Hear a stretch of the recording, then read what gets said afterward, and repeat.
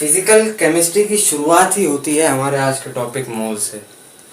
और ये बेस है जो आपके दिक्कत जो चैप्टर्स हैं थर्मोडायनेमिक्स जैसे आगे चल के इसमें पढ़ेंगे आप, ये बेस है उनका। अवेयरनेस चाहिए, कंसंट्रेशन चाहिए, आँख नाक कान गला खोल के आज के इस वीडियो को देखना, क्योंकि एक एक बारीकी को हमको पकड़ना है, एक एक बारीकी को हमें पकड़ना है, जिससे क्वेश्चन प्रैक्टिस के दौरान हमें कोई कष्ट ना हो। ठीक है, तो आज बात करेंगे मोल के बारे में। मोल का क्या मोल, ये टॉपिक शुरू होता है कुछ बहुत ही मजाक मजाक चीज़ों से, for the sake of covering the basics. जो 9th और 10th में आपने बेसिक्स कवर किए थे उन्हें एक बार फिर से रिकॉल करने के लिए। जैसे हमने पहले बात कर चुके हैं एलिमेंट्स, पदार्थ, इसकी सबसे छोटी यूनिट, इसकी सबसे छोटी यूनिट एटम, अणु, इसकी सबसे छोटी यूनिट एटम। और जिसमें भी, जिस एक चीज में भी एक एक प्रकार के एटम हो, एक एक प्रकार के एटम सीरीज में आपस में जुड़े हों, उन्हें आप एलिमेंट बोलेंगे। जैसे magnesium, oxygen, iron, mercury,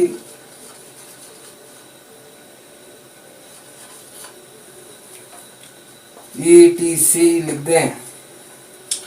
magnesium, oxygen, iron, mercury, ये पदार्थ इसलिए कहलाए, ये एलिमेंट इसलिए कहलाए क्योंकि इनके जो एटम्स हैं वो एक ही प्रकार के। बात समझ रहे हो? जब मैग्नीशियम को लिखा जाता है Mg, तो ये क्या बता रहा है? ये एक एटम को दर्शा रहा है, Mg, एक एटम। वहीं मैं लिखूं O2, ये किसको दर्शा रहा है? ये ऑक्सीजन, एक उसके मॉलिक्यूल को। अब ये मॉलिक्यूल क्या है अभी समझ में आएगा।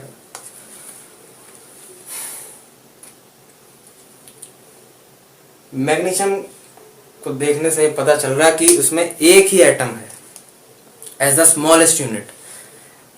जैसे अगर मैग्नीशियम को बनाया जाए तो ये जो छोटे छोटे एंटिटीज हैं, जिनके मेल से ये पूरा एक पदार्थ बना, मैग्नीशियम जिसे आपने कहा, ये क्या है? ये एटम है। इसे दुनिया वालों ने एटम कहा। ये एटम है, ये अपने आप में इंडिविजुअल्स हैं, ये अलग अलग हैं लेकिन एक ही प्रकार के हैं और आपस में इंटरलिंक्ड हैं। तो इसलिए मैग्नीशियम एक पदार्थ कहलाए। लेकिन O2 हमने लिखा, यहां तो हमने 2 नहीं लिखा नीचे, यहां तो सिंगल Mg, यहां 2 क्यों लिखा फिर? जैसे और बात करो H2 हाइड्रोजन की, तो यहां भी 2। और बात करो क्लोरीन की, तो यहां भी 2। यहां 2 इसलिए है, जैसे ऑक्सीजन की बात अगर करें, क्योंकि इसमें ग्रुप हैं दो दो के। जो एटम्स हैं वो जब ग्रुप बनाएंगे अपने दो दो के अलग अलग, तब जाके ऑक्सीजन मिलेगा। जब आप स्टैंडर्ड कंडीशंस में जिसमें आप रह रहे हो, जिसमें ऑक्सीजन जिसमें सूंघ रहे हो, तो वो जो ऑक्सीजन है वो 2 एटम्स के एक ग्रुप से उसका एक यूनिट तैयार होगा। जैसे यहां अलग अलग एटम्स थे मैग्नीशियम में, वहीं ऑक्सीजन की अगर बात करें तो यहां 2 का पेयर होगा। इस एक पेयर में 2 एटम, इसमें 2, ऐसे जाते जाते जो 2 के इसके पेयर हैं, ये फंडामेंटल यूनिट है उसकी, मतलब सबसे छोटी इकाई, सबसे छोटी यूनिट की हम बात कर रहे थे, जिसको एटम हमने बोला। एटम यहां भी है ऑक्सीजन में, लेकिन ये एग्जिस्ट O2 के फॉर्म में, जो स्टैंडर्ड कंडीशंस है, जिस हवा को तुम सूंघते हो, तो उसमें एग्जिस्ट करने के लिए 2 का पेयर होना चाहिए, तब जाके एक यूनिट बनेगी।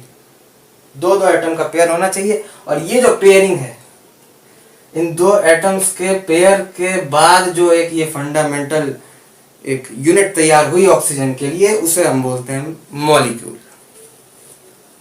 उसे हम बोलते हैं मॉलिक्यूल। तो एटम और मॉलिक्यूल के बीच में जो एक छोटा सा डिस्क्रिप्शन, एक छोटा सा डिफरेंस हमने देखा, उससे शायद कई सारे जन्म पुराने डाउट क्लियर हो गए होंगे। इसकी बात हमने करी। अब बात है कंपाउंड की।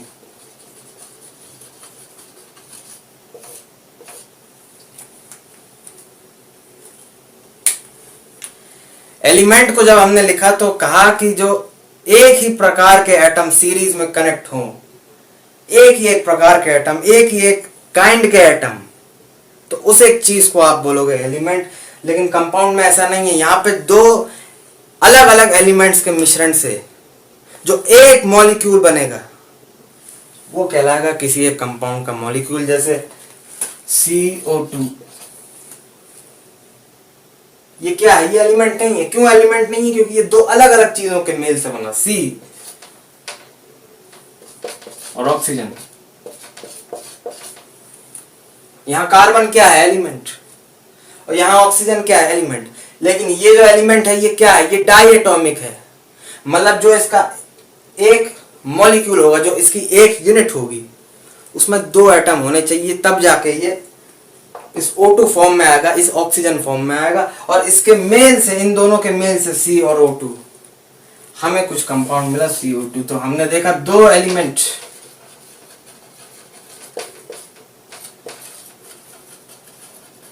जब रिएक्ट किए तो हमें मिला कंपाउंड।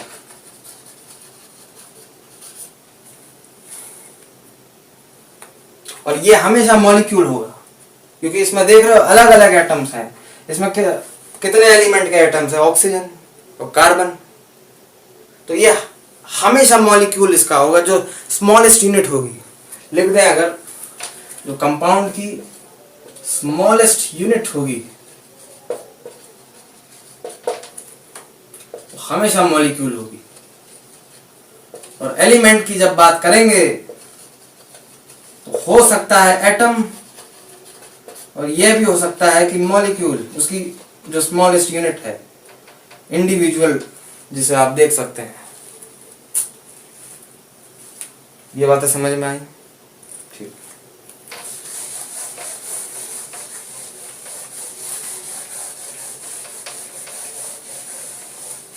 और पीछे अगर जाके देखें तो हमने रिएक्शंस के बारे में बहुत सारी बातें करी थी 9वीं और 10वीं में।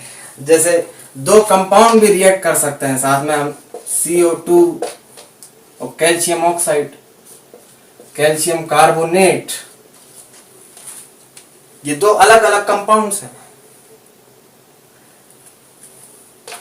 एक कंपाउंड और एक एलिमेंट भी साथ में रिएक्ट कर सकता है। मैंने बोला SO2 और हाफ O2 क्या बनाएंगे? SO3।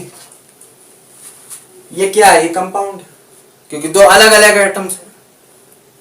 ये उसका एक मॉलिक्यूल जो है, ये दो अलग अलग एटम्स, दो अलग अलग एलिमेंट्स के एटम्स के मेल से बना। और ये तो भाई एलिमेंट है ही। क्यों एलिमेंट है? क्योंकि एक ही प्रकार ऑक्सीजन के एटम्स हैं इसमें। तो इन दो अलग अलग के मेल से, ये कंपाउंड और एलिमेंट के मेल से हमें एक और नया फर्दर कंपाउंड मिला। तो ये सारी रिएक्शंस हमने देखी थी पिछले एक आधा दो क्लास थी, 9वीं 10वीं 8वीं। ये सारी मजाक चीजें उसमें पढ़ा दी जाती हैं। ठीक है। और एक चीज हमने देखी कि मान लो कोई एलिमेंट है X, कोई एक एलिमेंट है X, हमारे पास इसके बारे में दो इंफॉर्मेशन है। एक इसका Z एटॉमिक मास नंबर और एक इसका A एटॉमिक नंबर। लिख दें अगर Z मास नंबर, यहां लिख दें A एटॉमिक नंबर।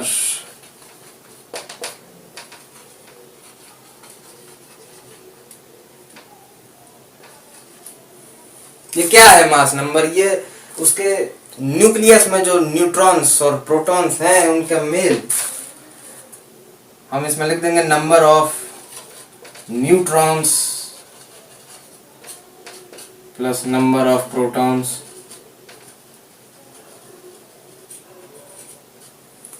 नाइन्थ में पढ़ा दिया जाता है मेरे हिसाब से। और एटॉमिक नंबर की अगर बात करेंगे तो ये है नंबर ऑफ प्रोटॉन्स।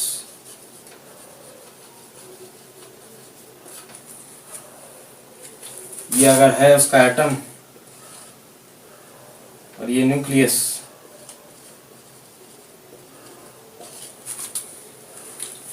ये तो इलेक्ट्रॉन है, तो इस एक न्यूक्लियस में जो नंबर ऑफ न्यूट्रॉन्स और प्रोटॉन्स होंगे वो होगा उसका मास नंबर। इसका क्या यूज है? एटॉमिक मास निकालने में अभी धीरे धीरे पता चलेगा। और जो नंबर ऑफ प्रोटॉन्स की हम जब केवल बात करेंगे तो वो होगा एटॉमिक नंबर। और इसे रिप्रेजेंट करने का ये तरीका है, जैसे Na में लिखता हूं सोडियम, तो 23 Na11 लिखा जाता है उसे। ये 11 क्या है? ये उसका एटॉमिक नंबर है कि इतने प्रोटॉन्स होने चाहिए। ये 23 क्या है? Atomic number plus number of neutrons. Atomic number क्यों? क्योंकि ये नंबर ऑफ प्रोटॉन्स ही बता रहा है और यहां नंबर ऑफ न्यूट्रॉन्स। इसको ऐसे समझे,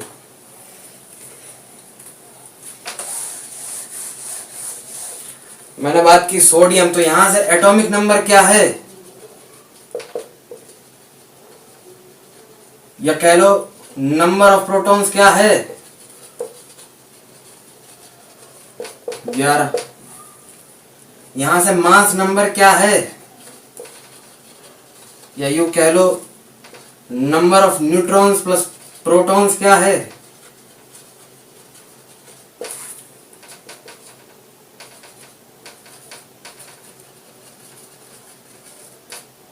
तेईस।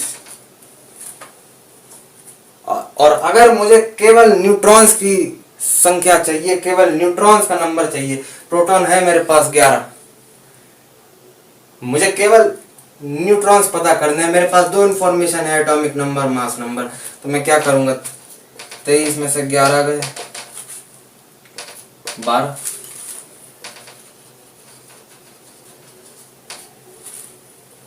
मास नंबर क्या है? Number of neutrons plus number of protons, जो कि 23 है सोडियम के केस में।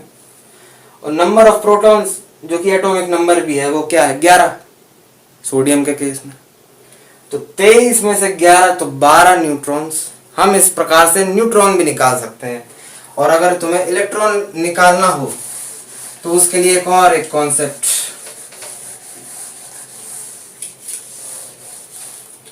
कोई भी एटम हो, कोई भी एटम हो, जब तक आप उसमें एनर्जी सप्लाई ना करो, जब तक एनर्जी सप्लाई ना करो वो इलेक्ट्रो नेग्लिजिबल होगा। मतलब कि उसकी जो इलेक्ट्रिकल बिहेवियर है, हम उसकी बात करना हमें नेग्लिजिबल से लगेगी ये बात। क्यों? क्योंकि वो न्यूट्रल ही होगा एक प्रकार से। जैसे मैग्नीशियम की बात करें तो ये जो मास नंबर मैग्नीशियम का होगा वो होगा 24, और जो एटॉमिक नंबर होगा वो होगा 12। तो देखो प्रोटॉन कितने, 12, न्यूट्रॉन कितने, 24 में 12 घटे 12, ठीक है। और इलेक्ट्रॉन कितने हुए, ये भी 12। क्यों? क्योंकि इसका इलेक्ट्रिकल बिहेवियर कुछ नहीं है, ये न्यूट्रल है। इसमें साइन देख रहे हो, प्लस या माइनस का साइन नहीं है इसमें। तो इससे ये समझ में आएगा कि जितने प्रोटॉन्स होंगे उतने इलेक्ट्रॉन्स भी होने चाहिए, तभी ये न्यूट्रल कहलाएगा इस पोजीशन में, ठीक है।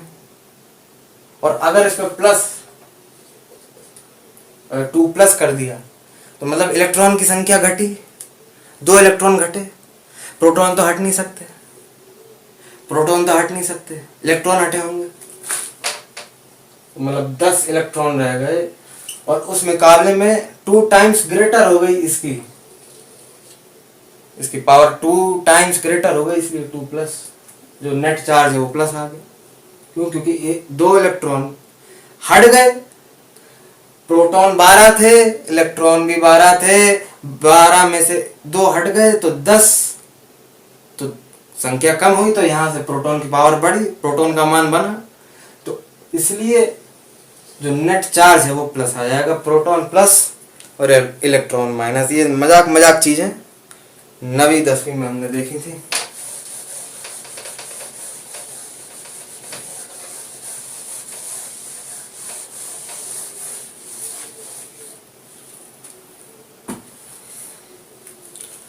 कैटायन और एनायन का जो कॉन्सेप्ट है मुझे लगता है समझ में आ गया होगा, और अगर समझ में आया भी था पहले तो रिकॉल हो गया होगा, या इसको और एक तरीके से समझ लें तो Mg प्लस हमने लिखा था ना 2 प्लस, Mg2 माइनस भी लिख सकते हैं। वैसे लिखते नहीं है मैग्नीशियम को ऐसे, लेकिन अगर ऐसा लिखें एक हाइपोथेटिकल सिचुएशन में, अगर ऐसा लिखें माइनस, मतलब प्रोटॉन का मान कम है, प्रोटॉन हट नहीं सकते, मतलब इलेक्ट्रॉन और ऐड हुए किसी रिएक्शन के बाद, इसलिए जो नेट चार्ज है वो है माइनस। ये कैटायन और एनायन की बात हमने कर ली।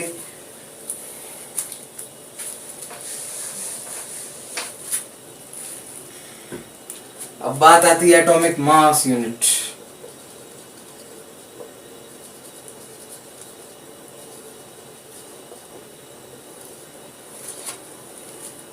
एटॉमिक मास यूनिट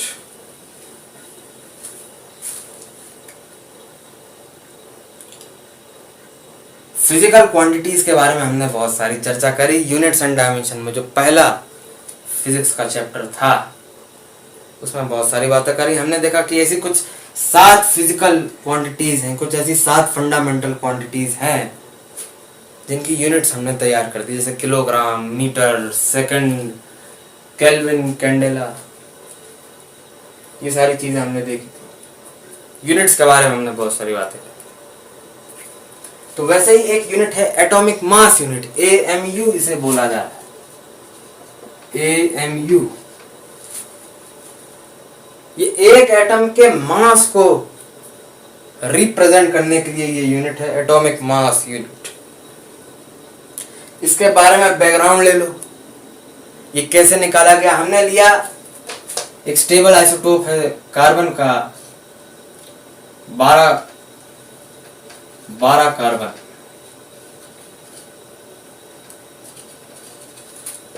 ऐसे लिखा जाए इसको C12, ठीक है।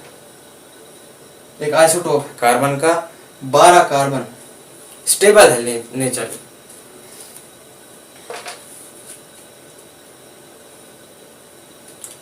इसका जो एटॉमिक मास है किलोग्राम में वो कुछ आया 1.99 इंटू 10⁻⁻27 kg। ये एक रफ आइडिया हमने निकाला। आजकल तो खैर वो मास स्पेक्ट्रम भी आ चुके हैं जिससे 1.99 इंटू 10⁻⁻27 किलोग्राम ये एक्यूरेट मास हमने एक एटम का, ये जो आइसोटोप है इसके एक एटम का हमने निकाला। इसका जो 12th पोर्शन होगा, 12th पोर्शन मतलब क्या,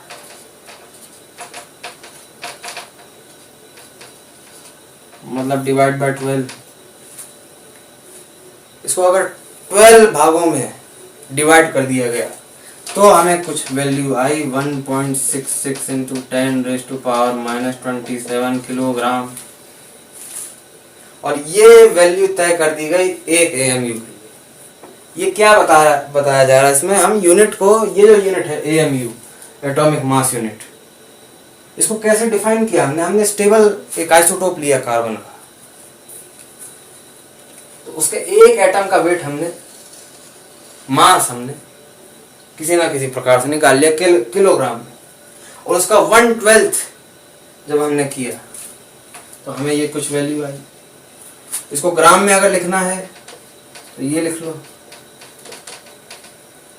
इनको क्या कर देंगे 10⁻3, 1 किलोग्राम हमें 1000 ग्राम, तो ये क्या हो जाएगा -24 ग्राम, ये ग्राम में। तो हमें ये कुछ वैल्यू आई और इस वैल्यू को तय कर दिया गया as atomic mass unit, 1 atomic mass unit. ये होगा 1 एटॉमिक मास यूनिट।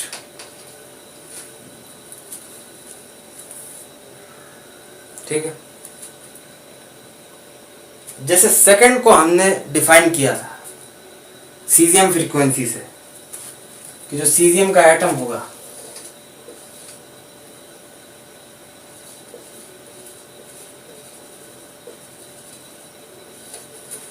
उसके इलेक्ट्रॉन की अपनी मैग्नेटिक फील्ड होगी,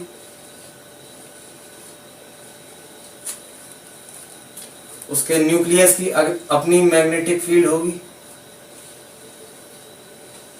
तो ये दो जब मैग्नेटिक फील्ड्स एक ही डायरेक्शन में होंगी तो उसे हाई एनर्जी स्टेट बोल देंगे, और अगर ये अलग अलग डायरेक्शन में होंगी तो उसे लो एनर्जी स्टेट बोल देंगे, जो सबसे कम एनर्जी लेवल का स्टेट था। ये पढ़ाया था यूनिट्स एंड डायमेंशन में, सीजियम फ्रीक्वेंसी, एटॉमिक क्लॉक भी जिसे बोला जाता है। तो हाई और लो एनर्जी स्टेट में जो स्विचिंग होगी, जो ट्रांजिशन होगी, वो जब 992 कुछ वैल्यू के बाद, एक बहुत बड़ा नंबर है, जब इस इतने बार ये जब कंप्लीट हो जाएगी तो उसमें जो टाइम लगेगा वो कहलाएगा 1 सेकंड।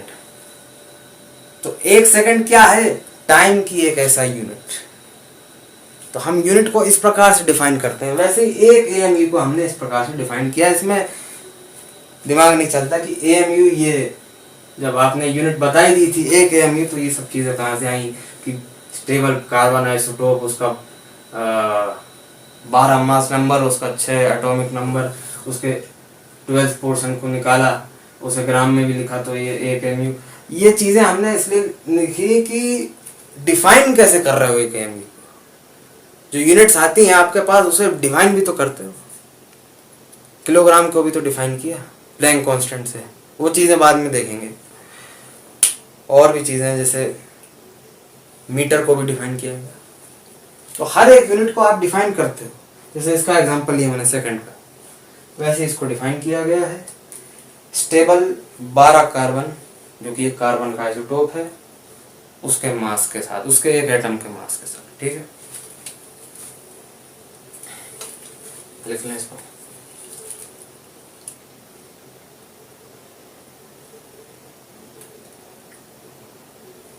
ठीक,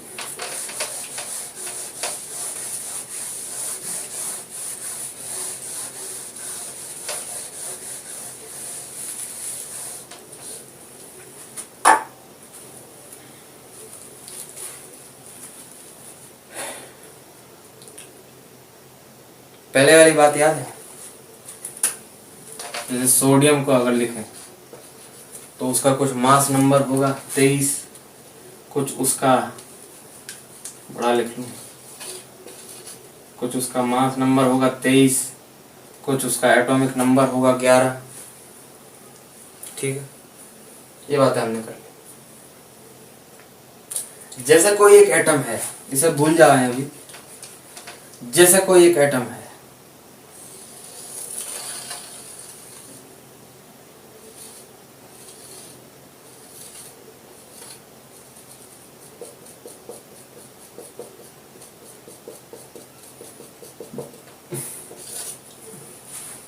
जैसे कोई एक एटम है, इसका मास अगर लिखें, मास ऑफ वन एटम, तो वो होगा mass of neutron plus mass of proton plus mass of electron.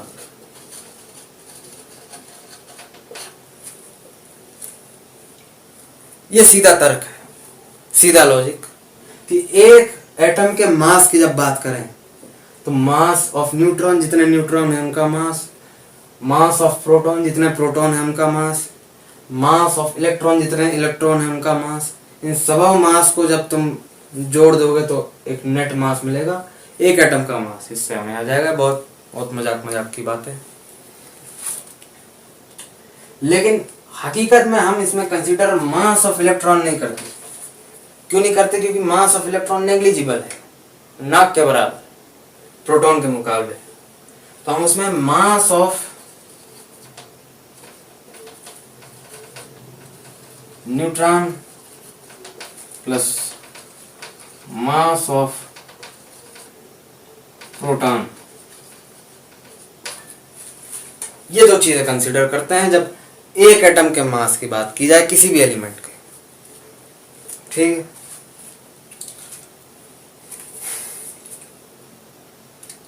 और एक चीज हमने देखी, और एक चीज हमने खोजी कि जो मास ऑफ न्यूट्रॉन है वो हल्का सा ज्यादा है मास ऑफ प्रोटॉन से। प्रोटॉन के मास से हल्का ज्यादा है न्यूट्रॉन, लेकिन रफली हम ले लेते हैं कि जो मास ऑफ न्यूट्रॉन है वो रफली हमने ले लिया कि बराबर होगा मास ऑफ प्रोटॉन के।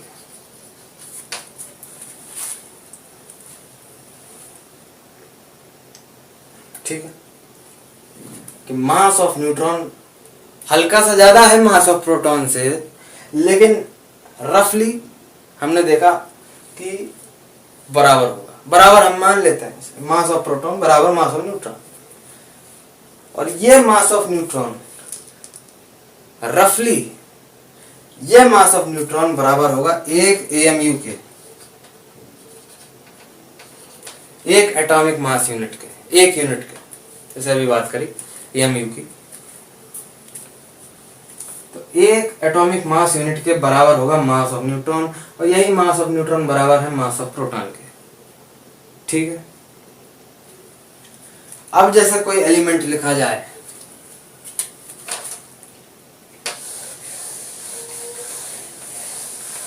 ये तो समझ में आ गया। यहां लिखते हैं मास ऑफ वन एटम, ये तो समझ में आ गया। यहाँ लिखते हैं मास ऑफ वन एटम, ये mass of neutron plus mass of proton होगा। ये बाकी सारी चीज़ें कि ये न्यूट्रॉन का मास प्रोटॉन के मास का बराबर है, और ये रफली बराबर है एक एमयू के। अब जैसे कोई एक एटम ले लें सोडियम, जिसका मास नंबर है 23 और एटॉमिक नंबर है 11। तो ये मास नंबर क्या बता रहा है? मास नंबर ये बता रहा है number of proton plus number of neutron.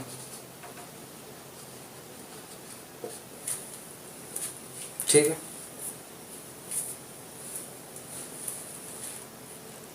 Number of proton plus number of neutron, मतलब कि कुछ ये 23 में से निकाल ही लें, अगर 23 में से 11 हटाए तो 12, तो इसमें 11 प्रोटॉन होंगे और 12 न्यूट्रॉन होंगे। तो अगर मैं बनाता जाऊं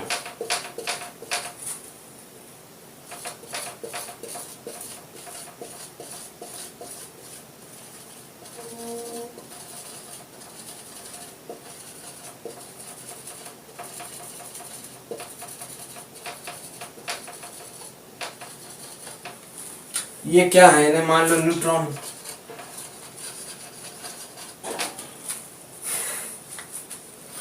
ये क्या है, इन्हें मान लो न्यूट्रॉन, ये क्या है, इन्हें मान लो प्रोटॉन।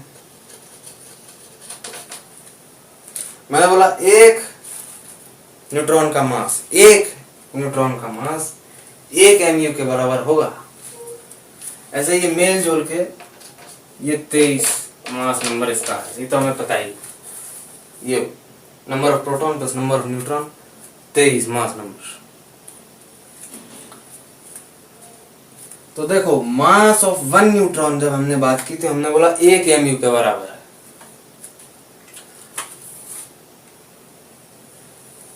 तो मास ऑफ 12 न्यूट्रॉन कितना होगा? मास ऑफ 12 न्यूट्रॉन कितना होगा? 12 इंटू 1 एमयू, मतलब 12 एएमयू। 12 न्यूट्रॉन का ये हुआ मास। ये मास नंबर से हमने निकाला कि 12 न्यूट्रॉन होगा न्यूक्लियस में, और प्रोटॉन की संख्या 11 एटॉमिक नंबर है वो।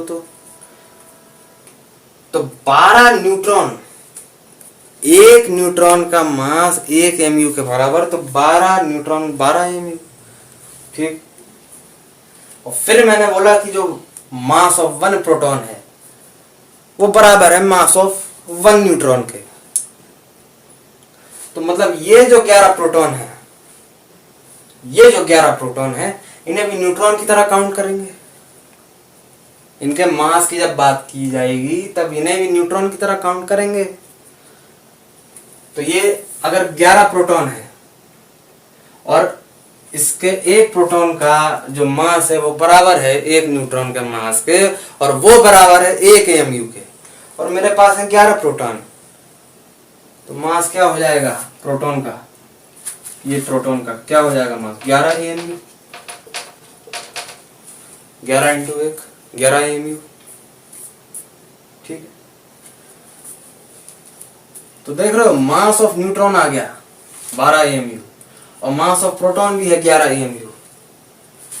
तो 12 प्लस 11, 12 प्लस 11, यहां देखो 12 प्लस 11 ये क्या है 23 AMU। 23 AMU। ये जरूरत थी मास नंबर की, ये जरूरत थी मास नंबर की, और एटॉमिक नंबर की भी जरूरत है इसमें, क्योंकि नंबर ऑफ प्रोटॉन हमें कैसे पता चलेगा। ठीक है, इससे समझ में ये आया कि जो मास नंबर होगा किसी भी एलिमेंट का, जो मास नंबर होगा वही उसका एटॉमिक मास यूनिट के साथ उसके एक एटम का मास होगा। क्योंकि एक न्यूट्रॉन के मास एक प्रोटॉन के मास के बराबर है, और वो बराबर है 1 AMU के। तो यहां बोला 23 न्यूट्रॉन और प्रोटॉन है, मैं बोला ठीक है, मतलब 23 AMU, क्योंकि एक का मास 1 AMU, तो ऐसे 23 तुमने दिए तो 23 AMU, और प्रोटॉन और न्यूट्रॉन का मास बराबर है। ठीक है, ये समझ में आया कि मास नंबर्स अगर हमें दिया हो तो हम उसके एक एटम का मास एटॉमिक मास यूनिट में निकाल सकते हैं। लिख लो उसको।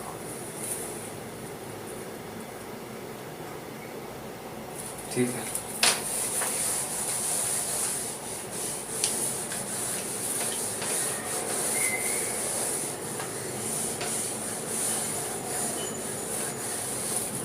सोडियम की बात करिए, ऐसे किसी की भी बात कर लो, Mg, इसका मास नंबर क्या है 24, तो मास कितना हो जाएगा 24 AMU।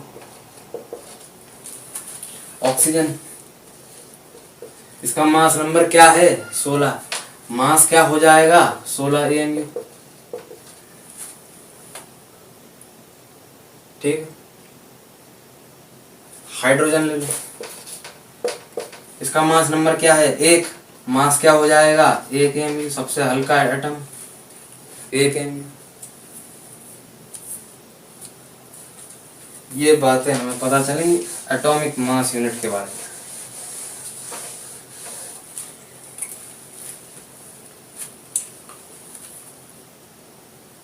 अब शुरू होता है हमारा चैप्टर सही में, मोल कॉन्सेप्ट। और मोल कॉन्सेप्ट के 3 parts.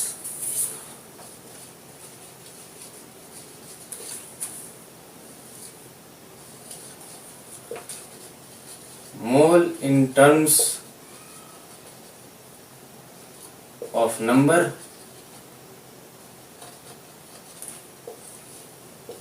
Mole in terms of mass,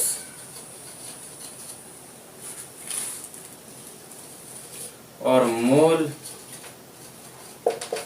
in terms of volume. ठीक है, तो आज देखेंगे मोल इन टर्म्स ऑफ नंबर। ये 3 कैटेगरी हैं जिनके हिसाब से हमें मोल पढ़ना है।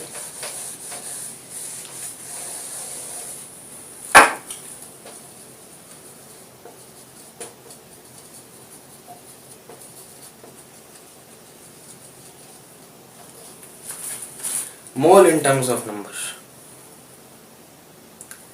दर्जन की जैसे बात करें, 1 दर्जन,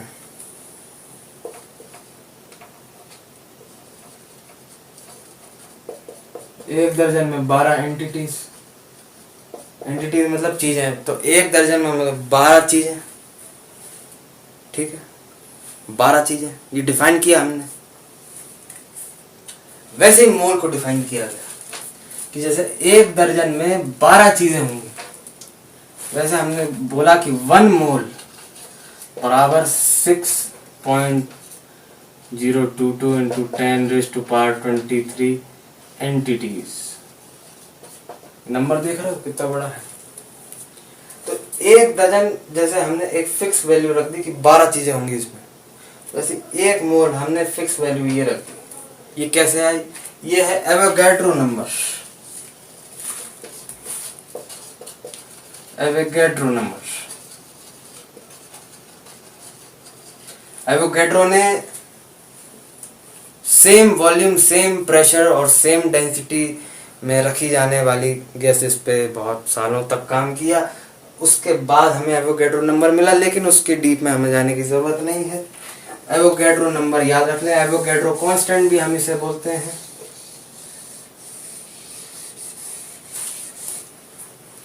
तो एक दर्जन की जैसे बात हुई तो 12 चीजें, तो वैसे एक मोल मतलब इतनी सारी चीजें।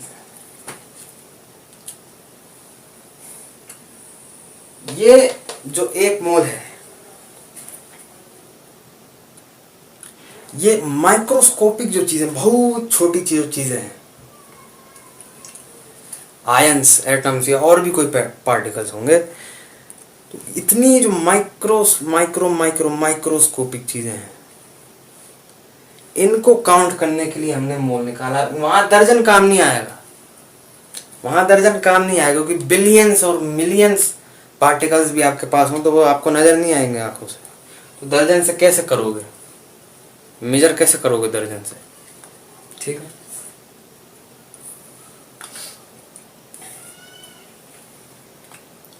तो एक मोल जो है, जो फिक्स्ड नंबर है, ये हमने निकाला बहुत छोटी चीजों को कैलकुलेट करने के लिए, और ये बड़ी चीजों को कैलकुलेट करने में यूज नहीं आएगा। जैसे मैं बोलूं 1 मोल एप्पल, तो 1 मोल एप्पल पूरी दुनिया में नहीं है, कहां से आए हो, दिमाग है क्या? ये जो नंबर है,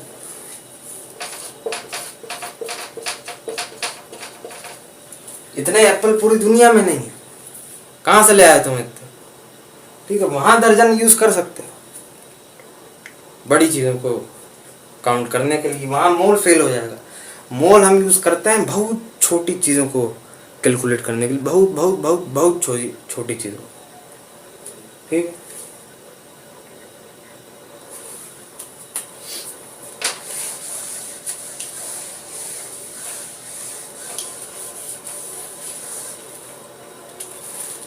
जैसे 60 चीजें अगर हैं मेरे पास, 60 एंटिटीज, बताओ ये दर्जन में कितने होंगे? तो मैं 60/12 करूंगा। इतने बेसिक से मुझे नहीं लग रहा कोई बता रहा होगा। तो 60 एंटिटीज अगर हैं, मुझे बताओ ये कितने दर्जन चीजें हैं? तो मैं 12 से डिवाइड करूंगा, मतलब 12 में उसको डिवाइड करता जाऊंगा, तो मुझे आ जाएगा कितने दर्जन हैं। तो ये आ गया 5 दर्जन, ठीक है। ये हम करते हैं कि भाई 60 चीजें थी, हमें बताना था कितने दर्जन हैं, तो 12 के ग्रुप में उसे डिवाइड करते गए तो 5 दर्जन, ठीक है। वैसे ही कोई n नंबर ऑफ एंटिटीज दे दी, n नंबर ऑफ एंटिटीज दे दी,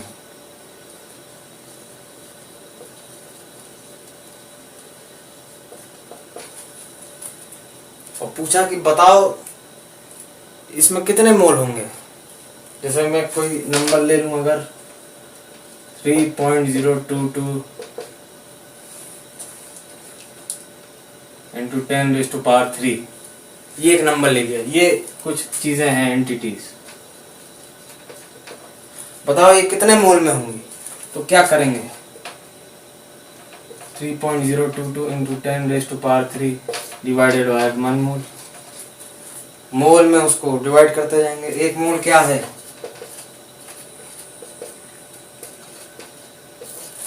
6.022 इंटू 10⁻23। ठीक है, तो ये क्या आ जाएगा 3.022 अपॉन में 6.022 इंटू ये -20। ठीक है, इसे और कर लो 3 × 3। ये क्या आ जाएगा 1/2 इंटू 10⁻⁻20।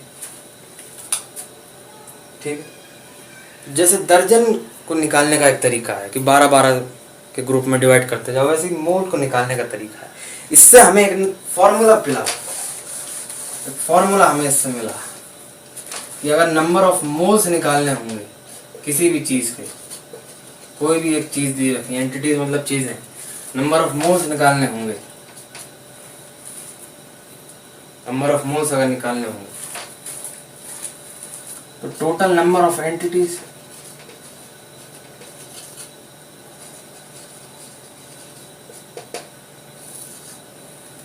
डिवाइडेड बाय 1 मोल, ये हम कर देंगे, हमें नंबर ऑफ मोल्स आ जाएगा। जैसे एक एग्जांपल लेंगे, calculate number of moles of H2O molecule in the given number of 3.0121 into 10⁻⁵ क्या ले लें 5 मॉलिक्यूल्स। इतने मॉलिक्यूल्स दिए हैं, इसमें बताओ पानी के H2O के इतने मॉलिक्यूल्स अगर दिए हैं, इसमें बताओ नंबर ऑफ मोल्स क्या होंगे। तो इसको कर दोगे 3.0121 इंटू 10⁻⁵ डिवाइडेड बाय 1 मोल। 1 मोल क्या है 6.022 इंटू 10⁻23 एवोगैड्रो नंबर।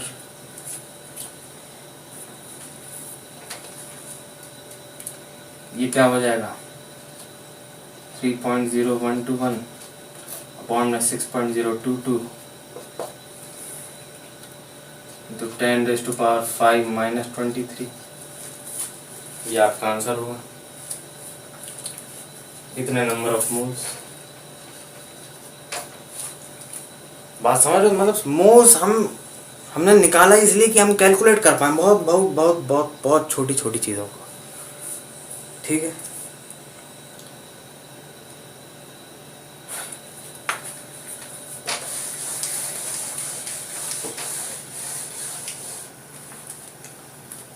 अब जैसे बोले 200 कार्स हैं, इसमें बताओ कितने मोल कार हैं।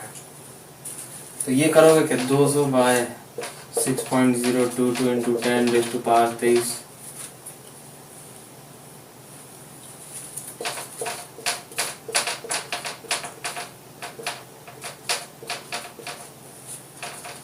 लो इतने मोल कार्स हैं। तो इसका कोई सेंस निकल नहीं रहा, इसलिए हम मोल्स का यूज बड़ी चीजों में यूज नहीं करते। अब इसमें दर्जन की अगर बात होती, इसमें कितने दर्जन कार है।